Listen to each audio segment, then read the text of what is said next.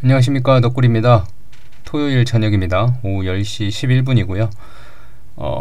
이번에 그 바토클리맙 데이터가 나왔잖아요. 그레이브스병 관내 데이터가 나왔는데 지난 방송에 말씀드렸던 것처럼 데이터는 잘 나왔고 주가는 조금 서운하게 갔지만 데이터는 잘 나왔습니다. 그리고 어제 영상 댓글이 사실 제가 뭘 누르진 않았는데 유튜브 자체적으로 댓글이 막혔더라고요. 그래서 내가 뭘 잘못했나 하고 이제 고심하고 한 이틀이 지났나요?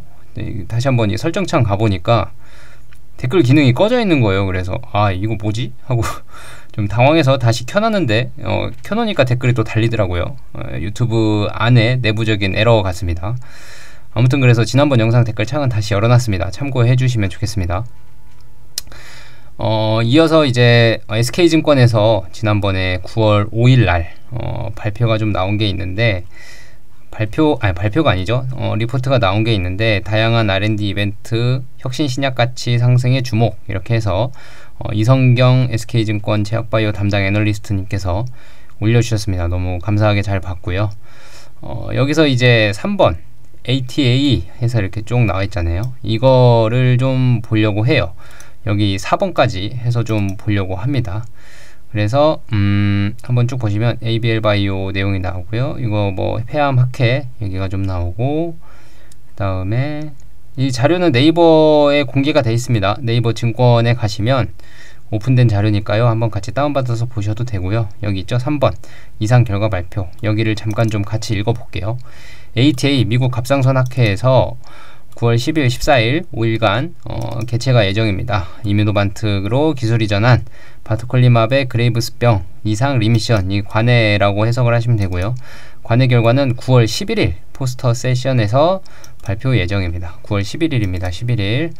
ATA 학계 발표를 앞두고 이뮤노반트는 결과를 공개를 엊그제 했죠. 그래서 바토클리맙 투약 중단 후 24주 후에도 환자의 80%에서 갑상선 호르몬 수치가 정상 수준 유지를 확인함에 따라서 6개월 투약 이후에도 장기적인 효과를 입증을 하게 됐고요. 바토클리맙의 주요 경쟁자이자 최단시간 내 IgG 리덕션 효과를 입증한 BHV-1300 IGF-1R 디그레이더라고, IgG 디그레이더라고도 하는데 IGF 정식적인 명칭은 IGF-1R 디그레이더입니다. 그레이브스 환자 대상 효능, 베이스라인 대비 T3, T4 갑상선 호르몬 정상화 비율이랑 그거 및 안정성 결과도 이번에 9월 12일 하루 뒤에 발표가 될 예정입니다. 그래서 바토클리맙의 시장 경쟁력 타진의 중요한 변수인 만큼 주목을 해야 된다 이 말입니다. 그러니까 바토클리맙이 지금 그레이브스병에서 그레이브스 환자 대상으로 장기적 효과를 입증을 했는데 이번 ATA에서 9월 12일 날 BHV-1300 바이오 헤이븐에서 9월 12일 날 발표를 또 합니다. 그레이브스병 환자에 대해서 임상 1상 실험이거든요. 대충 좀 보시면 어떤 임상이냐면 제가 이 사이트를 켜놨어요. 2026년 3월에 지금 마감이 될 임상이고요. 1상입니다. 임상 1상이고 환자가 15명이 등록이 돼 있습니다. 그래서 이 그레이브스병에 대한 이제 오픈라벨 테스트인데요. 환자들한테 약물입니다 하고 맞추는 거예요. 오픈라벨 테스트가. 그래서 그레이브스병 환자들 15명을 모집을 해서 페이스 1을 하고요. 내년 3월에 스터디 컴플리션, 그러니까 연구 결과가 완료가 될 것 같습니다. 그래서 일단은 2025년 11월에 프라이머리 컴플리션 해서 주요 결과가 이제 올해 하반기에도 나올 수 있을 것 같은데 이건 한번 봐야 되고요. BH1300을 투여를 합니다. 그래서 여기 보시면 이거 맞죠? BHV-1300을 9월 10일날 발표 예정인데 경쟁사인 만큼 좀 주목을 해야 되는 상황이다. 그래서 좀 이 결과의 12일의 바이오 헤이븐의 결과가 어떠냐에 따라서 한올바이오파마나 이뮤노반트의 주가도 왔다 갔다 할 수 있는 그런 상황이 좀 될 것 같고, 근데 이제 속도 면에서는 이뮤노반트가 훨씬 빨라요. 훨씬 빠르고 이 그레이브스병 바이오헤이븐은 임상 1상을 진행 중이고요. 임상 2상 개념 증명 임상도 또 해야 되고요. 임상 3상까지도 가야 되고요. 근데 이뮤노반트는 지금 임상 3상을 2개를 진행을 하고 있잖아요. 지금 그 아이메로 프루바트 물질로 지금 한창 진행 중이고 2027년에 결과 발표가 남아있기 때문에 아마 속도는 훨씬 빠를 겁니다. 그 다음에 ATA에서 글로벌 시장에서 주목도가 높은 자가면역 치료제 후보 물질들의 TED 갑상선 암병증이죠. 후기 임상 결과도 발표가 예정입니다. 한올바이오의 바토클리맙 TED는 3상 결과는 연내 발표 예정이고, 에이프릴바이오의 1비상 결과는 내년 발표가 앞두고 있는 만큼 경쟁사 결과 발표를 주셔야 된다. 보시면 여기 나와 있죠. 아제넥스 포스터 SC 제형으로 TED 임상 3상 임상 디자인에 대해서 이제 9월 12일 날 학회 발표를 할 예정이고요. 비리디안은 이제 IGF-1R 타겟으로 한 TED 임상 결과 발표 15주차 하나랑 임상 3상 결과 발표를 할 예정이고요. 비리디안은 이미 결과가 나왔던 게 있어서 사실 뭐 다들 알고 있는 성공했고요. 성공했고, 암젠의 경쟁사로 이제 등장을 하는 겁니다. 같은 적응증이잖아요, 그죠? IGF-1R 안타고니스트라고 해서 같은 적응증 기전을 가진 경쟁 약물인데, 결과적으로는 비리디안 약물이 암젠보다는 안정성이 좀 높다, 부작용이 조금 덜하다 라는 게 나왔지만, 그래도 청력 소실 문제는 둘 다 있다 라고 보시면 됩니다. 암젠의 테프로투무맙도 이게 그 테페자라는 약물이거든요. 임상 3상 결과와 뭐 청각장애 연관성을 부작용 관련해서 이제 얘기를 하나 봐요. 그래서 밑에 보시면 바토클리맙과 BHV 1300의 주요 결과가 나와 있는데, 바토클리맙은 보시다시피 이건 많이 봤잖아요. IgG 감소 농도가 가장 높다. 이 파란색 박스 말씀드리는 겁니다. IgG 감소가 가장 높다. 그리고 바이오헤이븐의 BHV 1300은 IgG 감소 속도가 가장 빠르다. 18일 만에 83%. 한올바이오 파마의 물질은 약 4주, 3-4주 정도 걸리거든요. 80%까지 가는데, IgG는 4주 만에, 아니 3주도 아니죠. 2주 좀 넘어서 만에 83%, 그러니까 조금 더 빠르다 그 말입니다. 그 다음에 보시면 밑에 이 비상 결과 이거는 봤죠 그때. 예, 그 다음에 임상 현황 타임라인을 보시면 바토클리맙으로는 지금 TED 결과 발표가 지금 올해 12월에 이제 임상이 종료가 되거든요. 이때 이제 25년 말에 탑라인 리절트가 예상이 되고,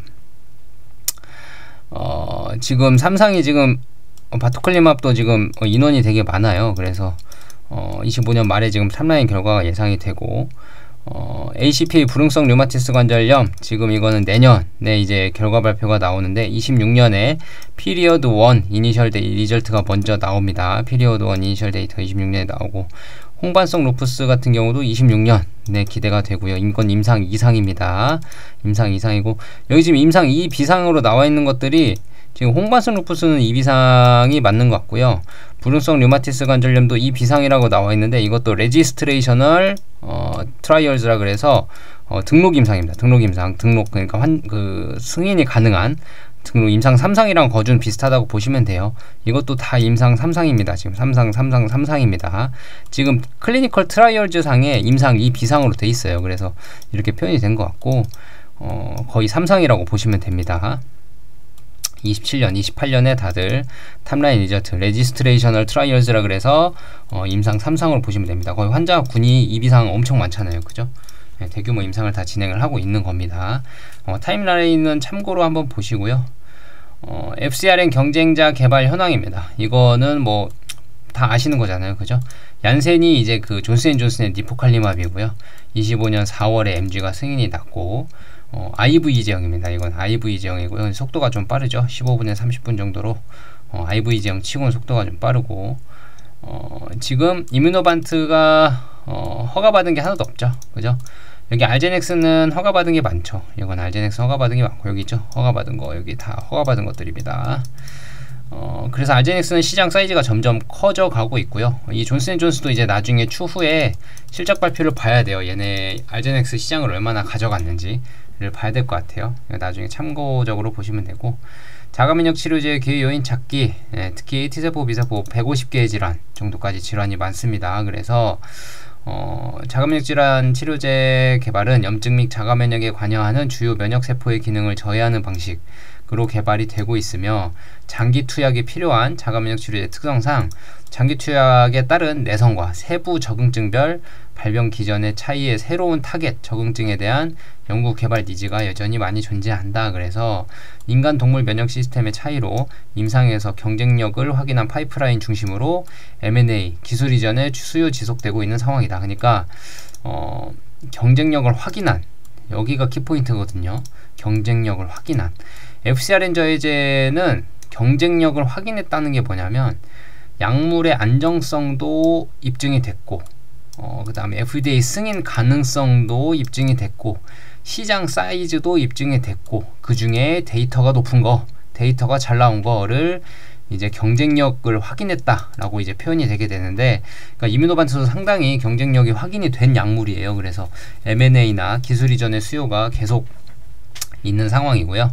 국내 자가면역 치료제 대표 기업으로는 한올바이오파마, 에이프릴바이오가 있는데, 한올은 연내 바토클리맙 TED3상, 에이프릴바이오는 내년 상반기 환자 대상 POC를 확인할 수 있는 2건, TED는 아토피가 진행 중이고요.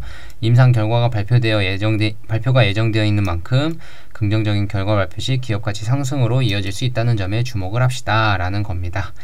자가면역 질환 주요 딜이 나와 있는데요. M&A가 참 많죠. 그죠? 25년 동안 지금 나온 건데 M&A가 엄청 많습니다. 자가면역 질환에 그만큼 많은 그 시장 니즈가 있다. 많은 경쟁 약물들도 있지만 시장 니즈가 있다 라고 보시면 되고, 대부분 3상인 것들도 있네. 이거 3상이네요. 노바티스가 한 거 이거 3상이고, 여기도 3상이고, 2개 정도 있네요. 나머지는 1상, 2상, 비임상 같은 것들인데 뭐가 어떻게 성공될지는 모르지만 아무튼 꾸준히 M&A가 일어나고 있다 라는 겁니다. 에이프릴바이오는 저희가 굳이 안 봐도 될 것 같아요. 플랫폼이 뭔가 이렇게 나와 있는데 참고로 뒤에 보시고 싶으신 분들은 좀 보셔도 되고, 문제는 저희는 이거죠. 바이오 헤이븐과 같은 FcRn 저해제는 아니지만 바이오 헤이븐과 이 그레이브스병에서 싸우고 있다. 근데 이뮤노반트가 지금 한창 밀고 있는 질병이 그레이브스병인데, 과연 바이오 헤이븐의 약물이 더 빠른 IgG 감소 효과를 보이고 있는데 그레이브스병에 관련돼서도 입증이 가능하냐, 개념 증명이 가능하냐.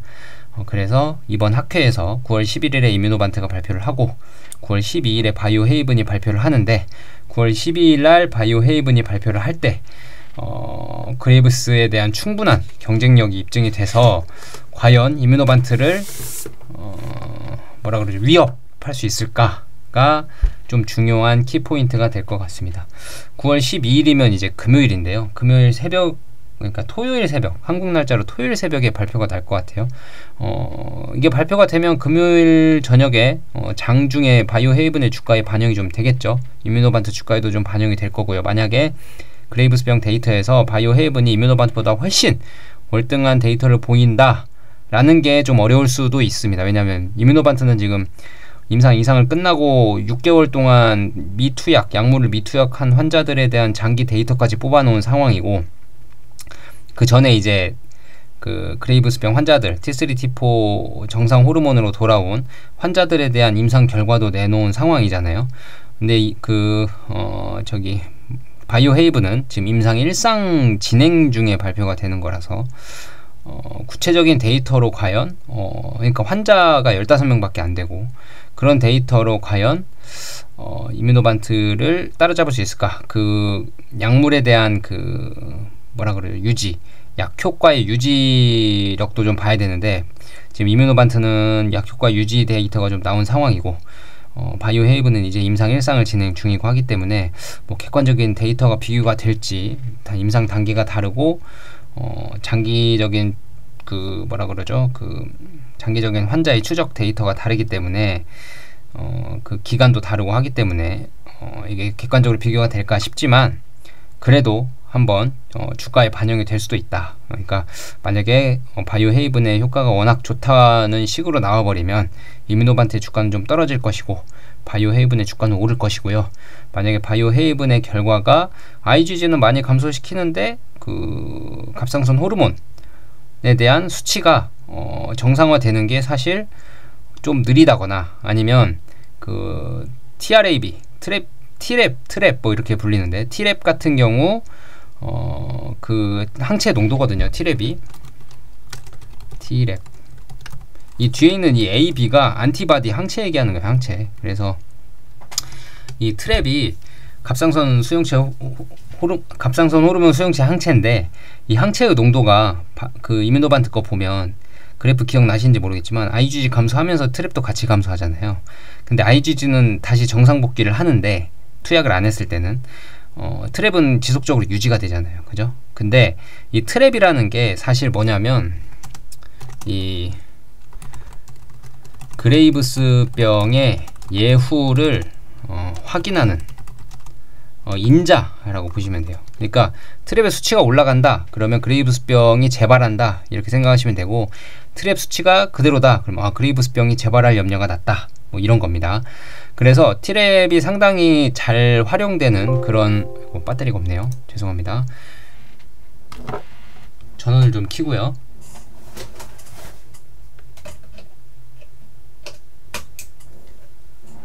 네, 다시 말씀드리면 트랩이라는 게 이제 그레이브스병의 예후를 확인하는 인자인데, 이 인자의 증가는 곧 그레이브스병의 재발을 의미하고요. 이 인자의 유지는 그레이브스병이 치료가 됐다라고 확인을 해도 될 정도로 예후로 많이 쓰이고 있는 인자입니다. 이뮤노반트는 미투약을 했음에도, 약물을 미투약을 했음에도 트랩이 올라가지 않았고요. 바이오헤이븐 약물도 장기적인 나중에 추적 데이터 관찰이 있어야겠지만 어떻게 될지 모르겠습니다.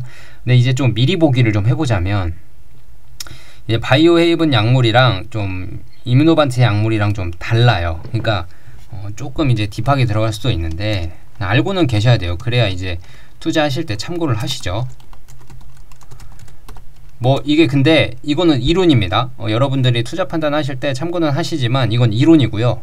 환자 몸에 들어갔을 때나 이 그레이브스병의 발병 원인이 모두가 다 밝혀졌다라고 보기는 어렵기 때문에, 왜냐하면 70년간 치료제가 없었다는 건 원인 규명이 어려웠다는 거예요. 그래서 지금 이제 바토클리마비 잘 해냈지만 더 많은 데이터들이 확인이 돼야 되고요. 더 많은 환자들에게 투여가 돼야 첨차 이제 기전 병의 원리나 이런 것들이 좀 확인이 되는 건데, 아직 확인이 저는 덜 됐다고 생각이 들고, 그래서 지금 이건 이론이지만 결과는 또 다르게 나올 수 있다. 이건 좀 참고해 주시고 들어주세요. 그리고 투자 판단은 역시나 여러분들 본인이 하시는 거기 때문에 저는 설명만, 이론, 지금까지 나온 이론들 위주로만 발표를 드리겠습니다.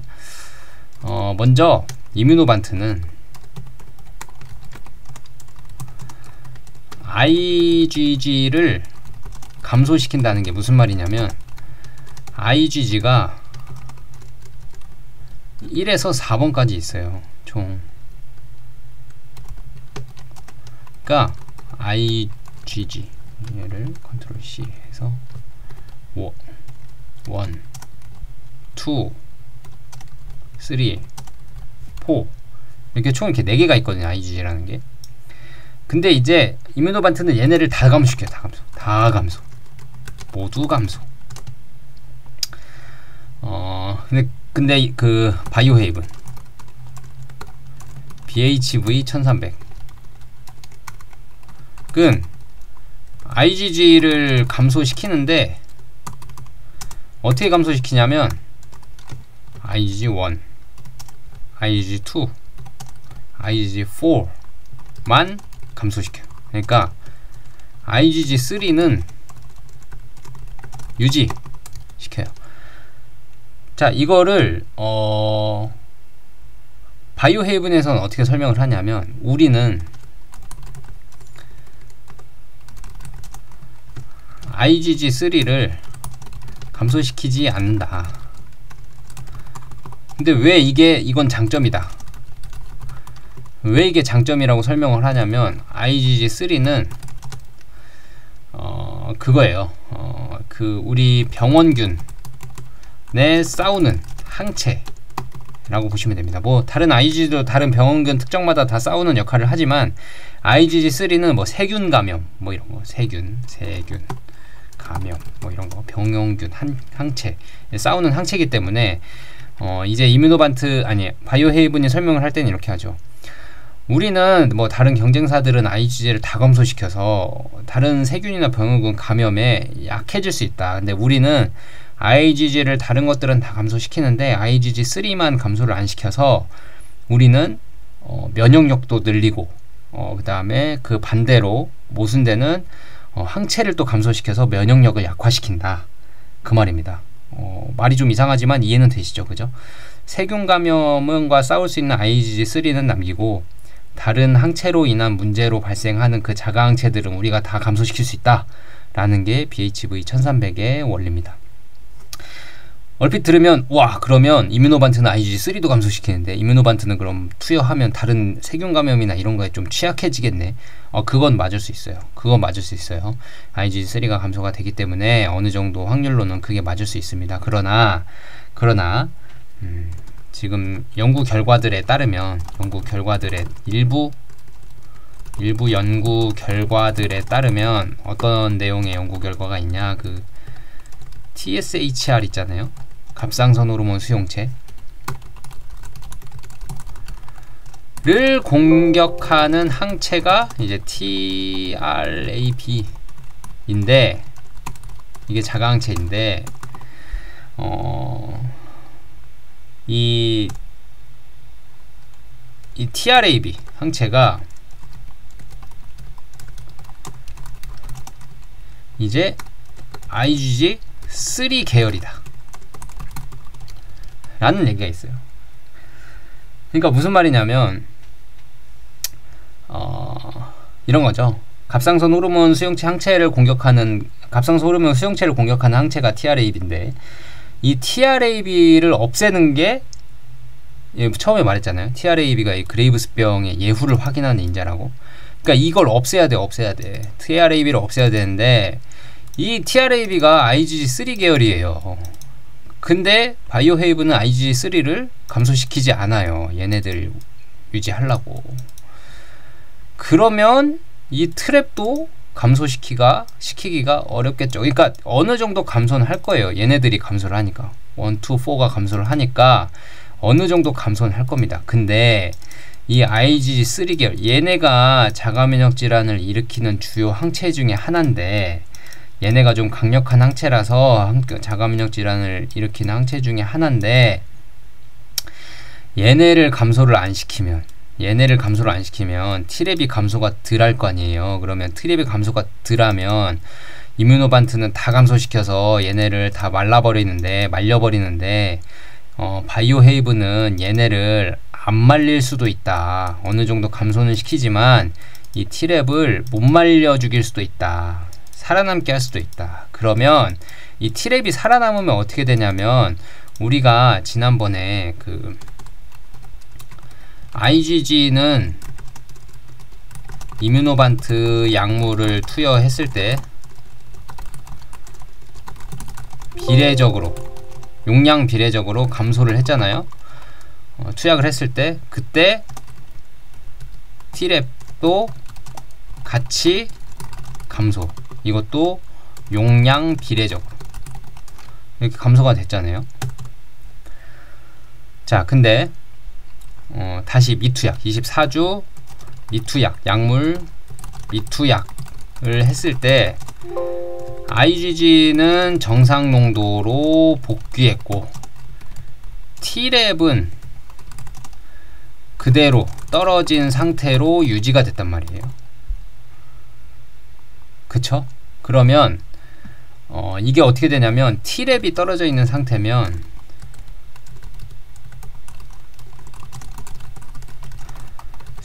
염증 반응이 덜 일어나고 그러면 자가항체가 덜 생겨요. 그러면 어떻게 돼요? 자가면역 질환, 즉 그레이브스죠. 자가면역 질환이 치료가 아니고 케어가 관리가 되는 상황. 그러니까 이 고리가 뚝 끊기는 거예요. T랩이 감소하면서 그 악순환의 고리가 딱 끊깁니다. 그래서 그레이브스병이 재발하지 않는 이런 결과가 나타나요. 그러니까 이 T랩이 떨어진 상태로 유지가 되면. 근데 바이오헤이브는 IgG 감소 농도가 높죠. 이뮤노반트보다 바이오 헤이븐이 감소 농도도 높고 감소되는 시간도 빠르고. 근데 여기서 IgG3를 제거하지 못하면 T랩이 살아남아 있을 거고, 이뮤노반트보다 상대적으로 더 높은 농도로 살아남아 있을 거고, 그러면 이뮤노반트보다 더 높은 확률로 염증이 생길 거고, 그럼 염증이 생기면 자가항체가 다시 생길 거고, 자가항체가 염증을 공격하면 또 염증이 생기고. 그러니까 이 말이에요. 얘는 악의 고리를, 순환은 고리를 못 끊는 거예요. 못 끊는 거. 얘네는 끊고, 이뮤노반트는 끊고, 바이오 헤이븐은 못 끊는 겁니다. 그러면 어떻게 되냐면, 바이오 헤이븐은 초반에는 이 T랩이 떨어질 때는 상대적으로 효과가 좋을 수 있어요. 근데 장기적으로 약물을 미투약했을 때, 약물 지속성이 있느냐 할 때, 이 T랩이, IgG가 다시 올라오면서 이 T랩도 다시 부활할 수도 있습니다. 그러니까 항체가 다시 부활한다는 거예요. 그 말은 약물의 지속 효과가 떨어질 수 있다. 장기적인 데이터도 봐야 된다. 이 말입니다. 그러니까 이거는 좀 이론입니다. 이론. 제가 말씀드린 건 좀 이론인데, 이게 실제로 사람들한테 투약이 됐을 때 요대로 갈지는 몰라요. 네, 몰라요. 그때 아제넥스의 약물이 그 중증 근무력증에 뭐죠? AChR 음성, 그러니까 항체 음성, 항체가 없는 중증 근무력증에 대한 중증 근무력증이 발생할 때 어떤 기준이 되는 항체, AChR 항체가 없는 음성인 환자들에도 MG 중증 근무력증에 아제넥스 약물이 효능이 있었거든요. 항체가 없는데 왜 효능이 있지? 근데 항체가 없는데 왜 중증 근무력증이 생겼지, 그 사람은? 그러니까 우리가 모르는 뭔가 다른 항체들이 중증 근무력증을 일으키게 한 거예요. 그래서 AChR이라는 게 음성인 환자들도 그게 음성이면, 양성이면 당연히 항체가 있으면 아제넥스 약물 투여하면 그 항체를 감소시키니까 자가면역 질환이 치료가 되는, 이런 원리가 이해가 되는데, 항체가 음성인 환자들도 MG 중증 근무력증에 대해서 아제넥스의 비브가르트를 투여를 했더니 효과가 있었단 말이에요. 그 말은 이 항체뿐만이 아니라 다른 항체도 뭔가 중증 근무력증을 유발하는 뭔가 항체가 있구나. 근데 그거를 아제넥스에서 감소를 시켰고, 그래서 효능이 있었구나. 그래서 지금 아제넥스는 양성, 음성 항체가 있거나 없거나 다 투약을 할 수 있는 상황이 됐습니다. 그 말은 무슨 말이냐면, 이뮤노반트는 IgG 1, 2, 3, 4를 다 감소시키잖아요. 그러니까 IgG 계열의 그러니까 항체가 IgG도 있고 IgA도 있고 IgE도 있고 IgM도 있고 막 있어요. 근데 이 IgG 계열의 항체를 다 감소시키거든요, 이뮤노반트는. 그러니까 이런저런 항체 안 가리고 다 감소시키는 거예요. 얘네는 FcRn을 차단해버리기 때문에 다 감소시키니까 어떤 질환이든 이 항체로 인한 질환들이면 모두 다 효과를 기대해 볼 만하다라는 결과가 나오고, 이게 그 이뮤노반트가 아닌 아제넥스를 보면 알 수 있죠. 중증 근무력증 방금 설명드렸다시피 항체가 없는 환자들도 효과가 있었으니까. 그러니까 우리가 모르는 다른 항체에 대해서도 뭔가 이 감소가 이루어지면 자가면역 질환이 케어가 될 수 있다. 근데 BHV 1300은 IgG3가 유지가 되게끔 설계가 돼 있잖아요.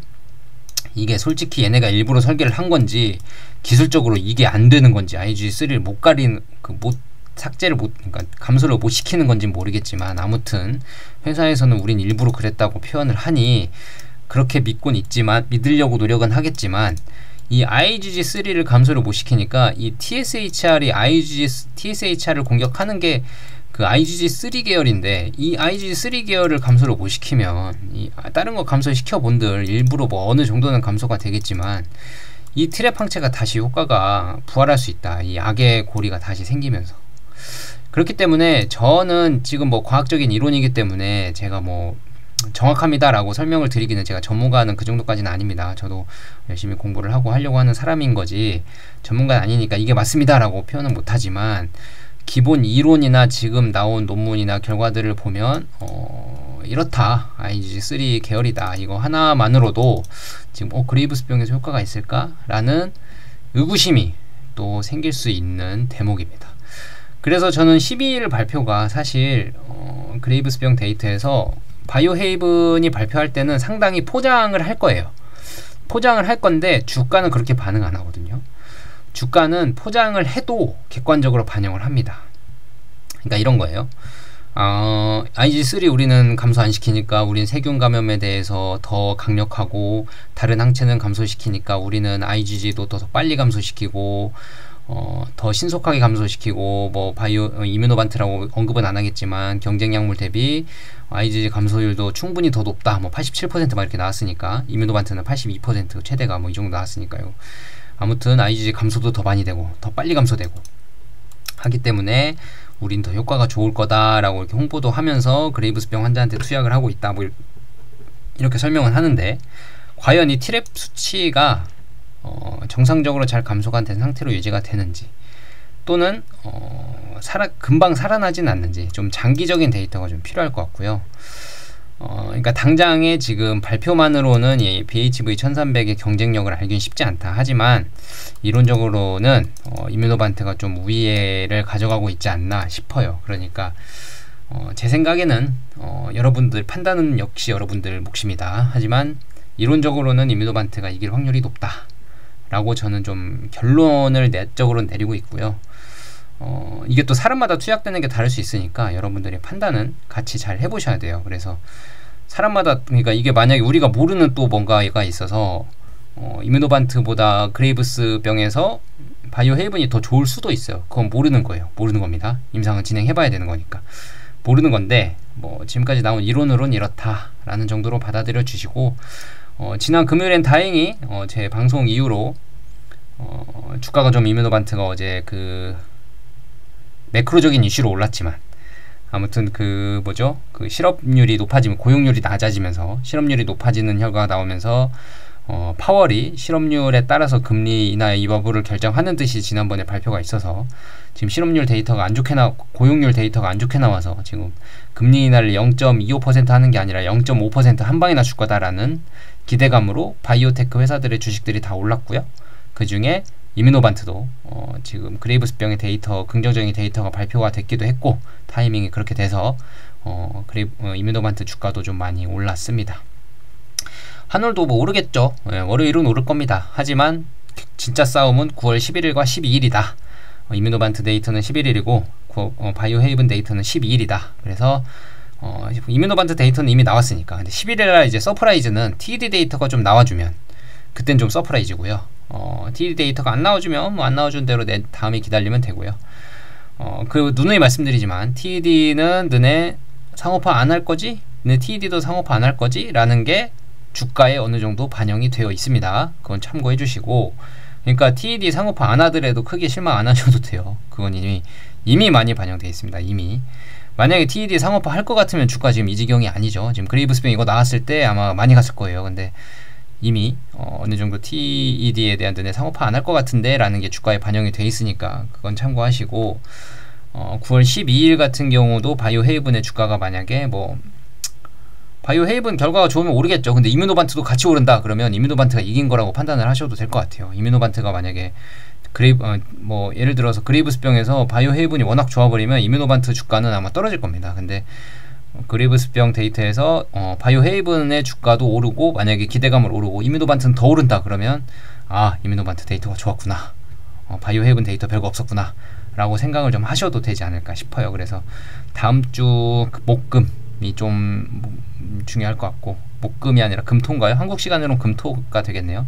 금토가 좀 중요할 것 같고, 만약에 여기서 경쟁력이 이뮤노반트가 이제 앞서 나간다면 이제 아이메로 프루바트의 그레이브스병에 대한 독점적인 지휘력이 좀 반영이 되면서 주가가 좀 빨리 갈 수도 있는 상황이 될 수도 있을 것 같아요. 왜냐하면 지금 그레이브스병 데이터가 나온 이후로도 반영이 잘 안 되기도 했고, 금리 인하 이슈도 나왔고, 근데 경쟁사 바이오헤이븐이 좀 찝찝했는데 그것마저 이긴다면 조금 확률이 많이 높지 않나 싶습니다. 그래서 여기까지 오늘은 영상을 좀 찍겠고요. 여러분들이 이해가 잘 되셨는지 모르겠어요. 뭐 다른 이론이거나 아니면 제가 좀 틀렸거나 하시는 분들은 댓글을 통해서 좀 수정을 좀 부탁드릴게요. 제가 열심히 공부한다고 하고 이제 방송을 했는데 저보다 더 전문가이신 분들이나 저보다 더 의학적으로 전공을 하신 분이거나 저보다 더 깊이 있는 지식을 알고 계시는 분들이 워낙 많기 때문에 제 이론이 좀 틀렸다 하시는 분들은 밑에 댓글을 통해서 조금 수정을 해주시면 저도 읽어보고 같이 공부를 좀 하겠습니다. 그리고 만약에 제게 이해가 안 되신다 하시는 부분은 좀 질문으로 남겨주시면 제가 댓글을 통해 달아드리든지 아니면 다음 영상을 통해서 답변 드리든지 하도록 하겠습니다. 댓글 이번에는 열어놓을 테니까요. 예, 꼭 찾아와 주시고 지난번 건 너무 죄송하다는 말씀 드리고요. 좋아요, 구독하기 요즘 너무 잘 눌러주시고 계시는데 1000명이 얼마 안 남은 것 같습니다. 또 1000명까지 열심히 달리겠습니다. 좋아요, 구독하기 꼭꼭 눌러주시고 다음에 지난번에 슈퍼땡스, 슈퍼챗 보내주신 분들 다시 한번 감사하다는 말씀 전해드리고요. 덕분에 카페에서 이번에도 공부 열심히 했습니다. 덕분에 투자책도 많이 읽었어요. 그래서 투자 철학도 많이 쌓아가려고 노력 중입니다. 좀 귀중한 정보 잘 전달해 드리려고 노력할 테니까요. 슈퍼땡스, 슈퍼챗 잘 부탁드리고 좋아요, 구독, 댓글 너무 감사드리고요. 토요일 밤입니다. 내일 일요일 주말 잘 쉬시고 평일에 또 행복한 한국 주식장 맞이하면서 뵙도록 하겠습니다. 제발 일요일 주말에도 별일 없길 기대하면서 다음 영상에서 또 찾아뵙도록 하겠습니다. 감사합니다.